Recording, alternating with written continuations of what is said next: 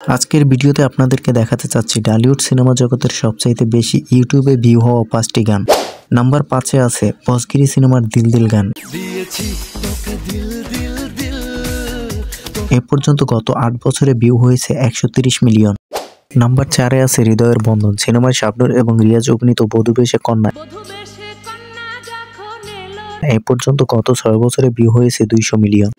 Number 3-এ আছে খায়রুন সুন্দরী সিনেমার মৌসুমী ফেরদৌস অভিনীত খায়রুন লো।